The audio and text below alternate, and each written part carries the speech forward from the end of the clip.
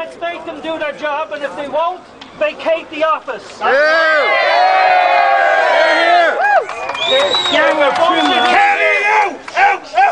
They were voted in here to do a job with promises of not paying back foreign gamblers on the stock exchange. If they're not going to do it, vacate the office and put someone in who will do it. And we'll make sure they do that in the High Court. Come on, man! 40 years of corrupt Taoiseachs! We want better!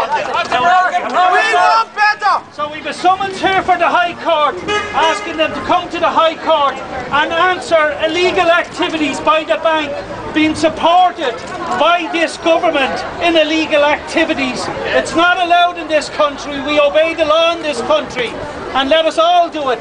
Not just the citizens, but the banking elite.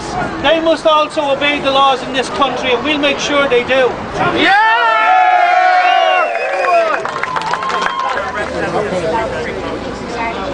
Okay, folks, we're going in to serve the papers, and all we're looking for is the truth to be told in the court. That's all we're looking for. We're not looking for favouritism. We're not looking for any get-out-of-jail cards.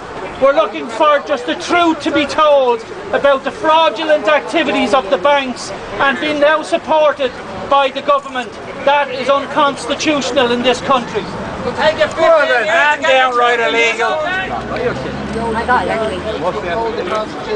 Can I just read you a statement from Michael Noonan, Minister for Finance, what he said before he went into power. Okay? He said Ireland's commitments on sovereign debt must be honoured in full. Ireland's commitments on debt under guarantee must be honoured in full.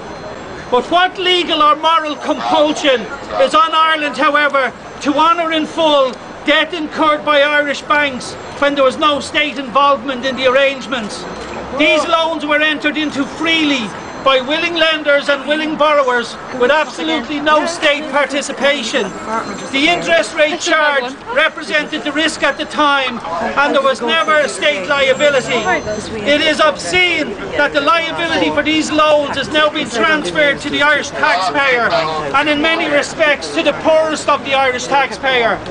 It punishes the blind, the disabled, the widows, the carers, the unemployed. It taxes the poorest at work, and for what? So the taxpayers can take on a liability for debts the country never incurred, that rose from private arrangements between private institutions. What a disaster! What an obscenity! How can the government stand over it? How can our European colleagues stand over it? But now that the minister is in office, the realisation of who really runs the country has hit him, and he now sings from a different hymn sheet. The Troika's contempt for the sovereignty of this country is evident to see, and the people of Ireland need to wake up to what's really going on and who really is pulling the strings of power. After the bailout, the government warned that nobody in the banks was to be paid more than €10,000 a week. Now we have Richie Fowler in the Bank of Ireland paying himself over €16,000 a week. Can you believe it? And what can the government do? Nothing.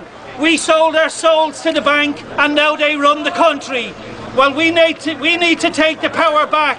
And if our government haven't the backbone to stand up to the banking elite, then they need to vacate their office, because they have allowed our nation to be sold out from under us to the pleasure and the will of the financial global elite. Our ancestors would be turning in their grave. So do not pay the household charge or any other fiscal measure, and send a clear message to the Troika. The sovereign people of Ireland will not pay for the gambling debts of the global elite.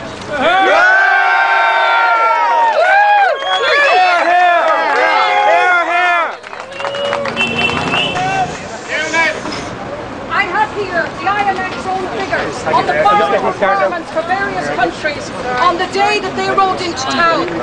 There's Ireland. We were similar to Germany, we were similar to France, we were similar to Canada. We were much better than the USA, much better than Ireland. And after they put the bank debt on our back, we're now here. And this is not our debt. It's not our debt under international law. It's an odious debt. It's against the law under the Lisbon Treaty. Article 123 to 125 says no bailout. It's also illegal under the Irish Constitution. The global financial system is being run by megalomaniacs, and we are under attack.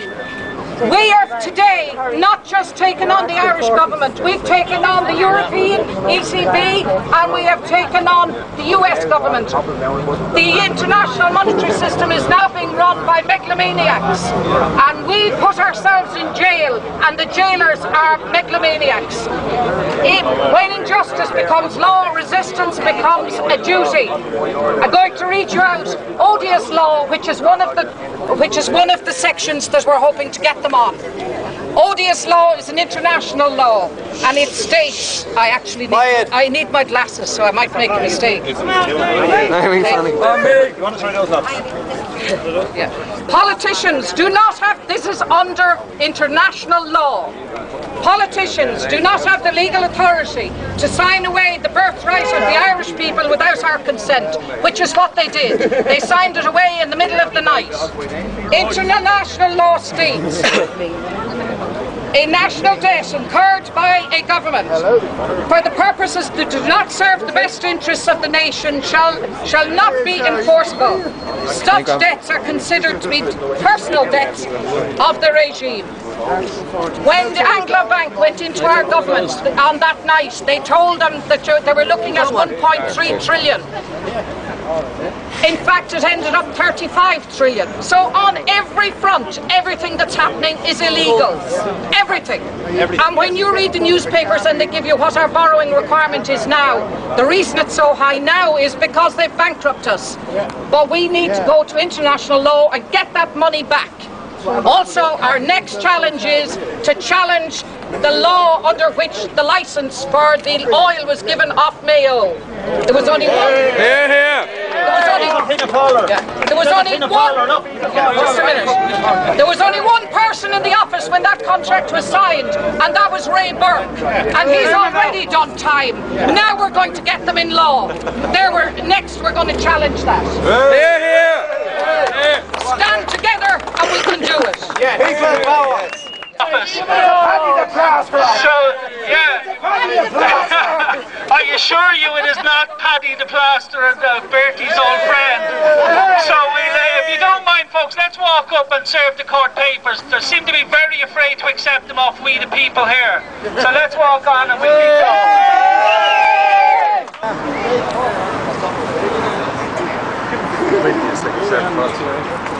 There's I think two people that's want to stop us today.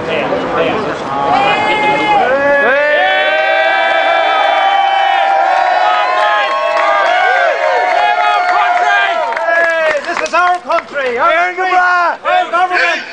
Give them the Constitution! Our guardian. Our streets.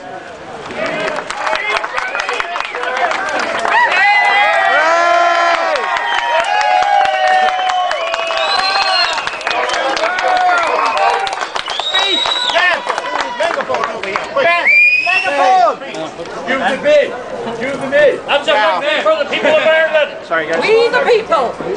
Okay, folks, they have accepted the summons for court. Let's hope now they will come to court, tell the truth, and we get full discovery into the secrecy of these gambling debts that apparently we all have to pay while they get off scot-free and are farting through silk while families here can't put food on the table. Yes!